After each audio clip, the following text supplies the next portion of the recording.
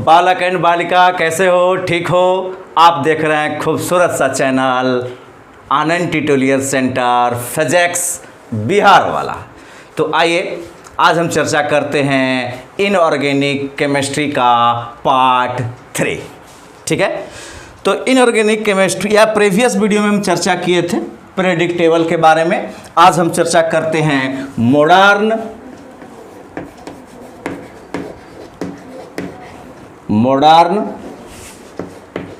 Periodic table, आधुनिक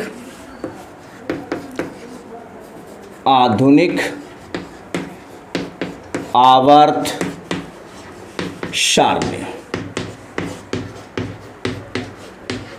तो previous video में चर्चा किए थे कि पीरियोडिक टेबल क्या है। तो पीरियोडिक टेबल में क्या है? तत्वों का वर्गीकरण है। हम लोग मेंडलीफ का आवर्त सारणी देखे थे, पीरियोडिक टेबल देखे थे। तो मेंडलीफ साहब ने तत्वों का जो वर्गीकरण किया वो परमाणु भार के आधार पर किया था, और परमाणु भार के बढ़ते हुए क्रम में तत्वों को सजाया। तो उसने देखा कि निश्चित अंतराल पर, है ना, फिक्स इंटरवल पर तत्वों का जो भौतिक और रासायनिक गुण होता है वो क्या कर रही थी? पुनरावृत्ति हो रही थी। वैसा ही भौतिक और रासायनिक गुण वाला तत्व प्राप्त हो रहा था। तो उसको उन्होंने कहा पीरियोडिक फंक्शन, और पीरियोडिक फंक्शन के आधार पर उन्होंने एक टेबल तैयार किया जिस टेबल का नाम है पीरियोडिक टेबल। तो मेंडलीफ ने परमाणु भार के आधार पर पीरियोडिक टेबल तैयार किया। यहाँ हम लोग देख रहे हैं मॉडर्न पीरियोडिक टेबल। तो मॉडर्न पीरियोडिक टेबल जो आधारित है ना, परमाणु भार के आधार पर नहीं, एटॉमिक नंबर। किसके आधार पर? एटॉमिक नंबर के आधार पर है ना, नंबर, परमाणु संख्या,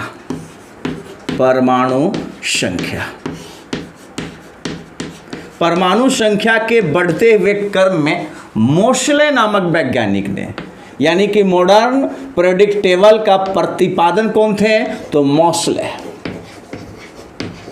नामक वैज्ञानिक ने 1913 ईस्वी में एक पीरियोडिक टेबल प्रस्तुत किया। और वह पीरियोडिक टेबल किस पर आधारित था?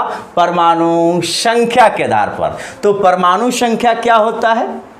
तो प्रोटॉन की जो संख्या होती है, एटम में जो प्रोटॉन होते हैं, वो प्रोटॉन की जो संख्या होती है वही कहलाता है एटॉमिक नंबर। क्या कहलाता है? एटॉमिक नंबर कहलाता है।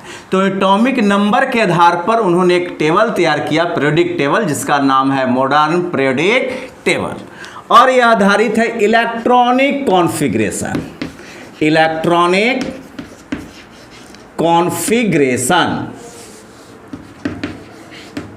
शॉर्ट में कर देते हैं कॉन्फ़िगरेशन। ठीक है, इलेक्ट्रॉनिक कॉन्फ़िगरेशन का हिंदी हो जाएगा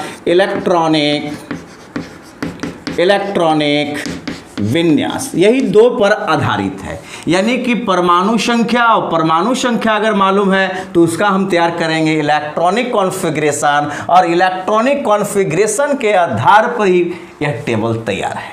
ठीक है, इलेक्ट्रॉनिक विन्यास का ये इस पीरियोडिक टेबल में, मॉडर्न पीरियोडिक टेबल में अगर देखिएगा तो जो टेबल बना हुआ है उस टेबल में दो तरह का आपको लाइन दिखाई देंगे, एक खड़ी लाइन और एक पड़ी लाइन। यानी खड़ी लाइन इस तरह का, और एक रहेगा पड़ी लाइन। उस पीरियोडिक टेबल में आपको जो नज़र पड़ेगा, यानी पीरियोडिक टेबल का जो ढांचा तैयार हुआ है ना, ढांचा डिज़ाइन, उस डिज़ाइन में दो तरह के लाइन थे, एक खड़ी लाइन और एक पड़ी लाइन। इस तरह के लाइन को हम बोलेंगे खड़ी लाइन,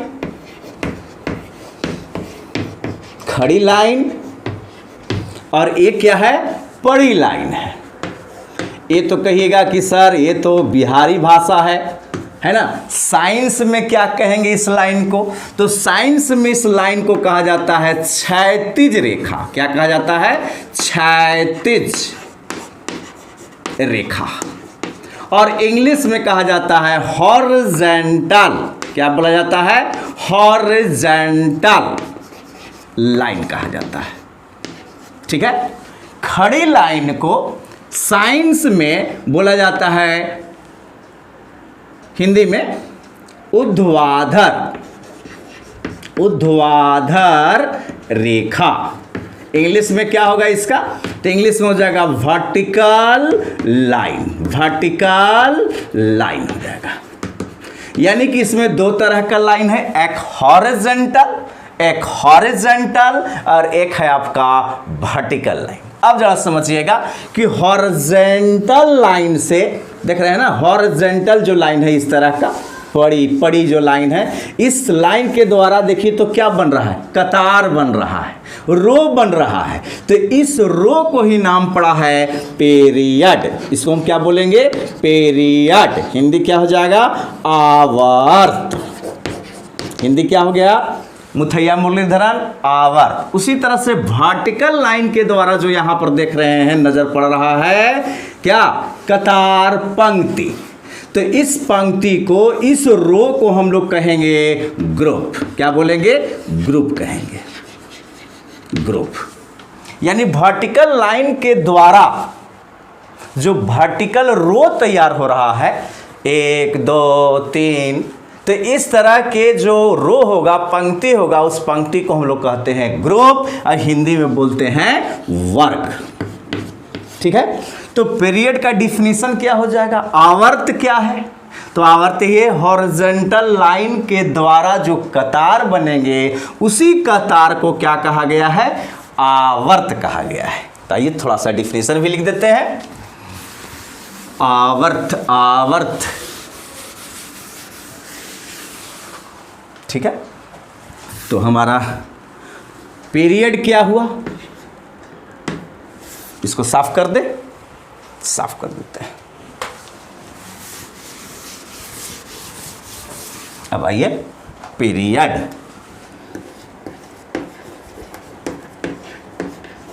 आवर्त, तो आवर्त का डिफिनीशन क्या बन जाएगा बच्चों? तो इसका डिफिनीशन बन जाएगा कि हॉरिजॉन्टल रो को ही क्या कहा गया है? पीरियड कहा गया है। हॉरिजॉन्टल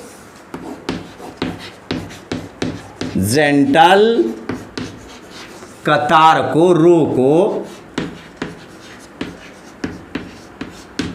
पीरियड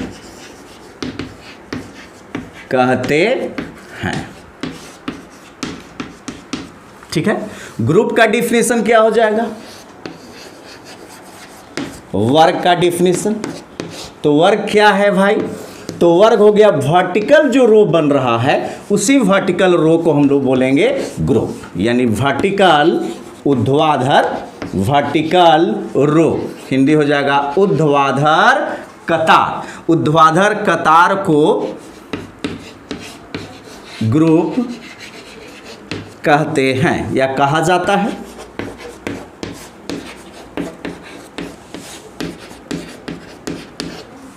ठीक है यहां तक? चलिए अब देखिए, इसमें मॉडर्न पीरियडिक टेबल में जो पीरियड की जो संख्या थी, वह पीरियड की संख्या थी, यानी कि number of period, number of period कितने थे मॉडर्न पीरियडिक टेबल में? तो उसकी संख्या कितनी थी? 7 थी। और ग्रुप की संख्या कितना है? यानी कि ग्रुप की संख्या, यानी number of group modern periodic table में, तो ग्रुप की संख्या कितनी थी? 18। ठीक है, यहां तक क्लियर है? आइए अब चर्चा करते हैं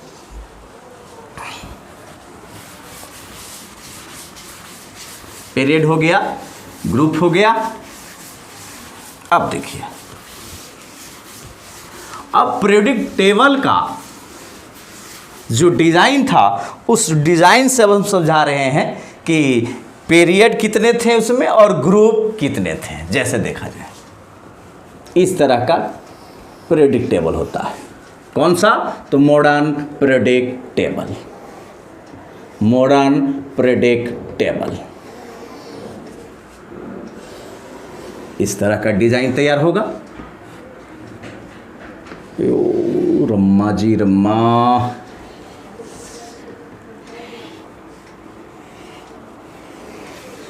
ये देखिए ठीक है।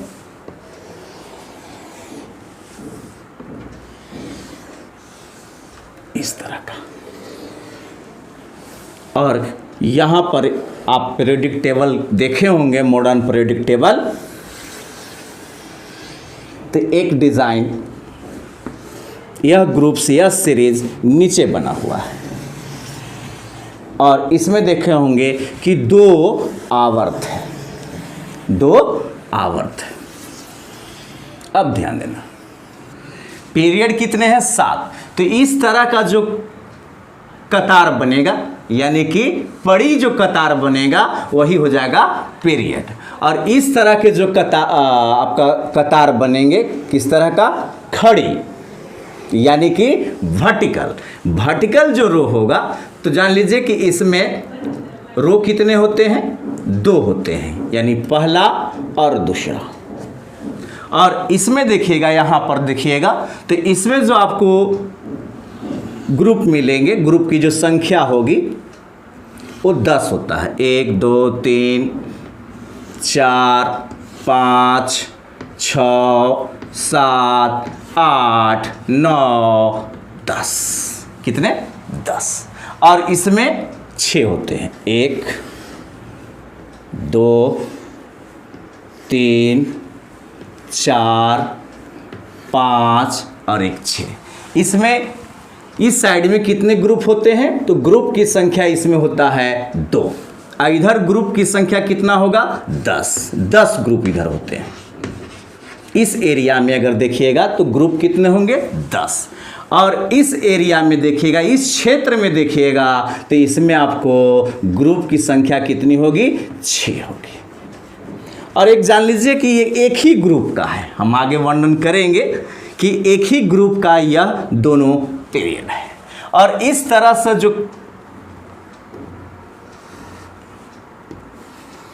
कतार बनेंगे, इस तरह से यहां से वहां तक, यहां से वहां तक, तो इस तरह से आपका कितने पीरियड होंगे? तो 7 पीरियड होंगे। पीरियड की संख्या कितना होगा? 7 होगा बच्चों। पीरियड की संख्या 7 होगा। ठीक है यहां तक। अब देखिए, इधर वाले एरिया में 2 ग्रुप हैं, इस एरिया में 10 और इसमें 6, टोटल कितने हैं? 18। तो 10 और 6 16 और 2 इधर है, 18 है। ये जो आप देख रहे हैं आवर्त को हम दर्शाए हैं। किसको दर्शाए हैं? आवर्त को, पीरियड को दर्शाए हैं। जान लीजिए कि यहाँ से जब हम गिनती करेंगे 1 2 3 4 5 6 7, तो छठा जो पीरियड है और 7वां जो पीरियड है वही ई पीरियड है। मगर किस ग्रुप में है? तो हमेशा याद रखिएगा इस ग्रुप में, यानी 1 2 3, 1 2 3, यानी ये किस ग्रुप का है? यह तत्व किस ग्रुप का रहेंगे? यानी इसमें जितने भी तत्व रहेंगे वह किस ग्रुप का? तीसरा का। और किस पीरियड का रहेंगे? तो यह 6th पीरियड का है और यह मेरा 7th पीरियड का है। ठीक है। एक चीज और जान लीजिए कि आवर्त की संख्या इसमें कितना है? 7 है। तो जान लीजिए कि इस तत्वों का जो ऑर्बिट होता है, ऑर्बिट क्या है? कक्षा क्या है? तो नाभिक के चारों ओर का वह रास्ता, वह पाथ जिस पर इलेक्ट्रॉन चक्कर काटते हैं, उसी को हम लोग कहते हैं ऑर्बिट। तो ऑर्बिट कितने मिलते हैं तत्वों में? तो ऑर्बिट की जो संख्या होगी वह कितना होगा? 7 होगा। कौन कौन सा मुथैया मुरलीधरन? तो याद होगा, नहीं होगा तो देख लीजिए। K L M N O P Q, अभी तक जो मिले हैं इतना ही ऑर्बिट है। कितने हैं? 7 ऑर्बिट है। ठीक है, क्लियर है यहाँ तक। एक चीज और, ये मेरा क्या है? ऑर्बिट है। ऑर्बिट को भी डिवाइड किया गया है। मतलब ऑर्बिट एक्चुअल में है क्या? तो एनर्जी लेवल को प्रदर्शित करता है। क्या प्रदर्शित करता है? एनर्जी लेवल को। और फिर देखा गया कि इलेक्ट्रॉन जिस पथ पर चक्कर काटते रहते हैं, है ना, जिस ऑर्बिट में घूमते रहते हैं, उस ऑर्बिट में भी छोटा छोटा एनर्जी का लेवल होता है। उस छोटा एनर्जी लेवल को हम लोग कहते हैं सब ऑर्बिट। क्या कहते हैं? सब ऑर्बिट कहते हैं। यहां देखा जाए यानी ऑर्बिट भी बटा हुआ है, जिसको हम लोग कहते हैं सब ऑर्बिट। और सब ऑर्बिट की जो संख्या है वो है 4। कौन कौन सा? तो एस पी डी एफ। कौन कौन सा है? एस पी डी एफ है। ठीक है, अब ध्यान से समझिएगा। यहां पर हम देख रहे हैं ग्रुप, पहला, दूसरा, तीसरा, चौथा। तो ये जो ग्रुप देख रहे हैं, है ना, तो इस एरिया में 2 ही ग्रुप है। तो इस एरिया का नाम दे दिया गया है एस ब्लॉक। इसको क्या बोलते हैं? एस ब्लॉक कहते हैं, है ना। ब्लॉक जैसे प्रखंड, तो जैसे तैसे इसमें नाम नहीं देंगे, कह देंगे कि ओबरा प्रखंड, दाऊदनगर प्रखंड, ओबरा ब्लॉक, दाऊदनगर ब्लॉक, तो आपको कहने से नहीं चलेगा। यहाँ ब्लॉक का जो नामकरण किया गया है सब ऑर्बिट से किया गया है, एस पी डी एफ से किया गया है। तो ये वाला एरिया जो कहलाता है वो क्या कहलाता है? S block. अब ये वाला जो एरिया देख रहे हैं ये कहलाता है आपका डी ब्लॉक। और इधर का जो पूरा एरिया देख रहे हैं यहां से लेकर यहां तक, यहां से लेकर यहां तक, यहां का जो एरिया कहलाता है वो कहलाता है पी ब्लॉक। क्या कहलाता है? P block. फिर देख रहे हैं कि नीचे का भी एरिया तत्व है, इसमें भी तत्व होते हैं, है ना। तो इस एरिया का नाम है एफ ब्लॉक। तो कितने ब्लॉक होते हैं? 4 ब्लॉक। कौन कौन सा? तो एस ब्लॉक, पी ब्लॉक, बीच में कौन है? डी ब्लॉक, और नीचे कौन है? F block. ठीक है, अब जब समझिएगा,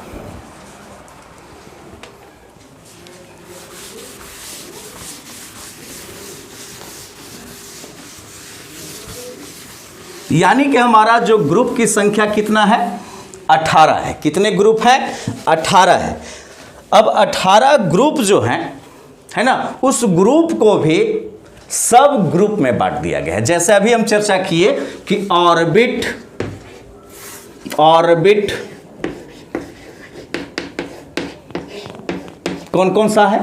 तो के, एल, एम, एन, ओ, पी, क्यू।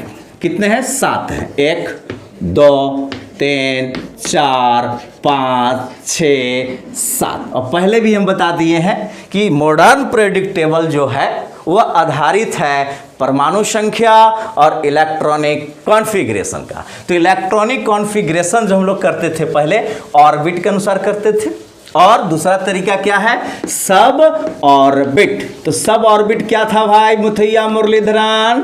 तो यह ऑर्बिट का छोटा एनर्जी लेवल है। और वह एनर्जी लेवल कितने तरह के होते हैं? 4। कौन कौन सा? तो एस पी डी एफ। इसी कारण तो हम S block, P block, D block और एफ ब्लॉक एरिया में हम बांटे। ठीक है, तो ऑर्बिट को हम बांट रहे हैं किस में? सब ऑर्बिट में। और सब ऑर्बिट के द्वारा भी हम लोग इलेक्ट्रॉनिक कॉन्फ़िगरेशन करते थे। 1s2, 2s2, 2p6, 3s2, 3p1, इस तरह से करते थे ना। तो जो 1s2, 2s2, 2p6 करते थे वह सब ऑर्बिट, यानी ऑर्बिट का हिंदी कक्षा और सब ऑर्बिट का हिंदी हो जाएगा उपकक्षा। इसका हिंदी हो जाएगा कक्षा और इसका हिंदी हो जाएगा उपकक्षा। उसी तरह से हम देखें कि ग्रुप था, तो ग्रुप को भी डिवाइड कर दिया गया है ना। उसको हम लोग कहते हैं सब ग्रुप। क्या बोलते हैं? सब ग्रुप बोलते हैं, सब ग्रुप बोलते हैं। ठीक है, यानी कि ग्रुप भी जो है, वर्ग भी जो है, वो भी डिवाइड है। कितने ग्रुप होते हैं? 18 होते हैं। जरा समझिएगा, ग्रुप भी क्या कर दिया गया है? इसको भी डिवाइड कर दिया गया है ना। किस में डिवाइड किया गया है? सब ग्रुप। और सब ग्रुप आपको 2 ही प्रकार के मिलेंगे। कितने प्रकार के? 2 प्रकार के सब group.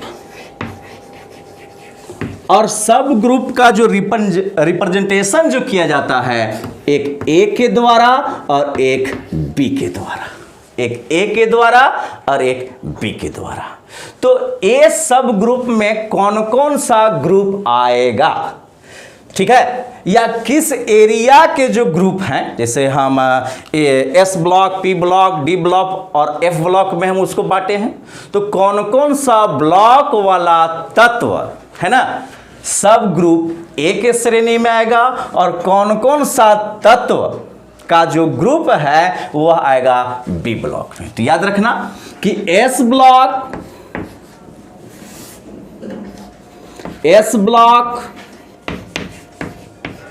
And P block, S block और पी ब्लॉक के जो वर्ग हैं है ना, याद करो कि एस ब्लॉक में कितने वर्ग थे, तो 2 वर्ग। पी ब्लॉक में कितने वर्ग थे, कितने थे, तो आपका उसमें था 6। तो एस ब्लॉक के वर्ग और पी ब्लॉक के जो वर्ग होंगे वही आ जाएगा सब ग्रुप ए के श्रेणी में, ठीक है। बी के श्रेणी में कौन आएगा, मुथैया मुरलीधरन, तो आपको आ जाएगा इसके अंतर्गत में डी ब्लॉक और आ जाएंगे एफ ब्लॉक। 2 ब्लॉक आएंगे, डी ब्लॉक और एफ ब्लॉक, ठीक है। अब एस ब्लॉक और पी ब्लॉक के जो ग्रुप है उसको डिवाइड कर दिया गया है सब ग्रुप ए के श्रेणी में, ठीक है, और दूसरा को बंटवारा किया गया है बी में। तो सब ग्रुप आपको कितने रहेंगे, ए और बी। अब इसका नोमेनक्लेचर कैसे करेंगे, जैसे ग्रुप की संख्या तो हम रिप्रेजेंट कर रहे हैं 1 2 3 4 5 6 7 8 से, उसी तरह सब ग्रुप का रिप्रेजेंटेशन जब हम करेंगे तो रोमन डिजिट में करेंगे, रोमन अंक में, है ना। जैसे अगर पहला में होगा तो रोमन में हम फर्स्ट लिखेंगे, सेकंड में होगा तो सेकंड लिखेंगे, तीसरा में होगा तो हम थर्ड लिखेंगे, ठीक है। तो आपका कौन कौन सा वर्ग जो है या सब ग्रुप का हम नोमेनक्लेचर करते हैं। वर्ग तो जान रहे हैं कि 1 2 3 4 5 6 7 8 जितने भी हैं वो क्या है, ग्रुप है, ठीक है। देखा जाए हम तो एस ब्लॉक के अंतर्गत में जो सब ग्रुप आते हैं, एस ब्लॉक, ठीक है, एस ब्लॉक के अंतर्गत में जो सब ग्रुप होंगे, सब ग्रुप जो होंगे, ठीक है, तो पहला जो ग्रुप होगा, पहला ग्रुप का नोमेनक्लेचर हम रोमन से करेंगे और इसके बगल में हम क्या लगा देंगे, ए लगा देंगे क्योंकि एस ब्लॉक का है, और सेकंड का ए। दूसरा जो वर्ग है, ग्रुप है, उस ग्रुप का सब ग्रुप का नाम हो जाएगा सेकंड का ए। उसी तरह से पी ब्लॉक है, तो पी ब्लॉक वर्ग स्टार्टिंग है कितना से, 13 से, याद रखना 13 से लेकर 18 तक। कहां तक है, 13 से लेकर 18 तक। जो हम खड़ी लाइन जो बनाए थे, तो इस तरह से खड़ी लाइन कितने होंगे, 18 होंगे, ठीक है, 18 होंगे। तो पी ब्लॉक में जो वर्ग की संख्या होगी वह 13 से 18 तक है।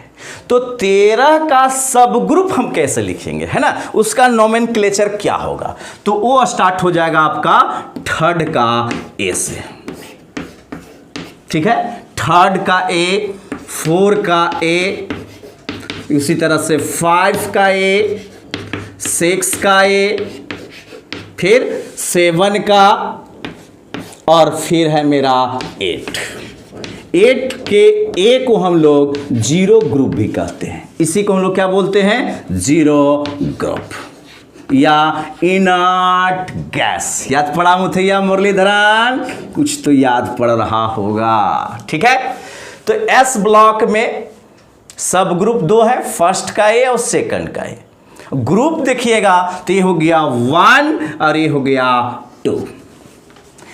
पी ब्लॉक में जो आपका सब ग्रुप है वो थर्ड का ए है, परंतु ग्रुप अगर पूछा जाए, ग्रुप नंबर अगर कहा जाए तो ग्रुप नंबर कितना हो जाएगा, 13 हो जाएगा। जैसे ये है 13, 14, 15, 16, 17, 18, इससे भी ज़्यादा है? 19 भी कर दें? नहीं, 18 से ज़्यादा नहीं है। ठीक है, अब देखा जाए, अब रह गया आपको डी ब्लॉक और एफ ब्लॉक। देखिए, फिर हम आगे पहचान भी बताएंगे इलेक्ट्रॉनिक कॉन्फ़िगरेशन के द्वारा कि वह जो तत्व है किस ब्लॉक में है, किस वर्ग में है और किस आवर्त में है। तो खैर पहले अभी चर्चा देख लिया जाए कि डी ब्लॉक के अंतर्गत में कौन कौन सा सब ग्रुप आता है। तो ग्रुप आएगा इसमें तीसरा से लेकर हम चलेंगे 10 तक। कहां तक चलेंगे? 10 तक। 3 से लेकर 10 तक, गलत लिखा गया, आपको 10 2 12 जाएगा, 12 जाएगा। ठीक है, यहां जो तीसरा है, ये तीसरा मत कर दीजिएगा, यह है आपका सब ग्रुप। ठीक है, अब ध्यान दीजिए, डी ब्लॉक को स्टार्टिंग कर रहे हैं कहां से? हम तीसरा से कर रहे हैं। तीसरा जो वर्ग है, ग्रुप है, वहां से स्टार्टिंग है। तो यहां भी हम सब ग्रुप को लिखते हैं किससे? रोमन से। तो यहां भी हम थर्ड लिखेंगे, बट मुथैया मुरलीधरन यह डी ब्लॉक का है। तो सब ग्रुप 2 ही तरह के होते हैं, या तो ए टाइप का होगा या तो बी टाइप का होगा। ए टाइप का पहचान क्या है कि अगर एस ब्लॉक और पी ब्लॉक है तो वह ए टाइप का सब ग्रुप में आएगा, श्रेणी में आएगा। ठीक है, और अगर डी और एफ ब्लॉक का है तो किस में आ जाएगा? मुथैया मुरलीधरन बी में आ जाएगा। तो यह स्टार्ट है थर्ड का बी, है ना, 4 का बी, 5 का बी, फिर आ जाएंगे हम लोग 6, 7,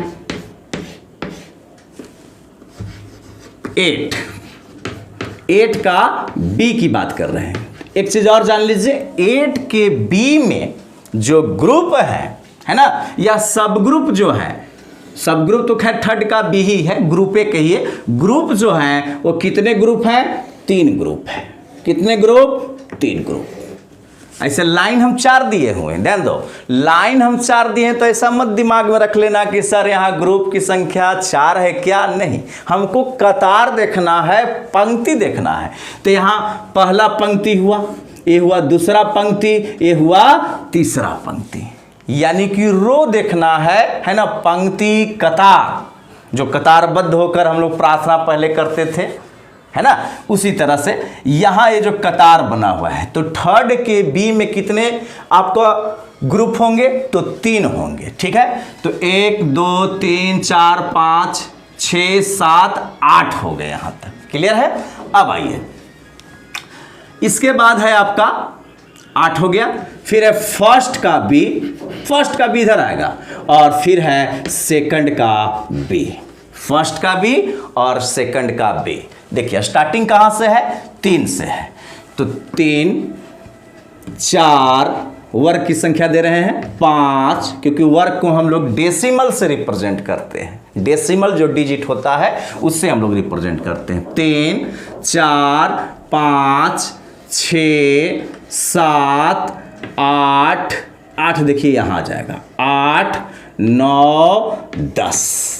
अब यहाँ आ जाएगा 11, यहाँ आ जाएगा 12। ठीक है, ये हो गया आपका डी ब्लॉक में कौन कौन से सब ग्रुप आएंगे। ठीक है, अब आ गया एफ ब्लॉक, और एफ ब्लॉक एक ही वर्ग है, मात्र एक वर्ग है, यानी कि एफ ब्लॉक में कितने उपवर्ग आएंगे? तो मात्र एक आएंगे, वह उपवर्ग है थर्ड का बी। कौन सा? थर्ड का बी। क्लियर है यहां तक मुथैया मुरलीधरन? कोई टेंशन, कोई दुख नहीं है, कोई दर्द भी नहीं है। चलिए, तो S block, P block, D block और एफ ब्लॉक। ठीक है, 4 ब्लॉक थे, चारों ब्लॉक में कौन कौन सा सब ग्रुप होगा उसका हमने लिख दिए। ठीक है, आप जरा समझिए, फिर से एक बार हम वह टेबल बनाते हैं ताकि पूरे दिमाग में पीरियोडिक टेबल का ढांचा एकदम एंट्री कर जाए। जरा देखिए,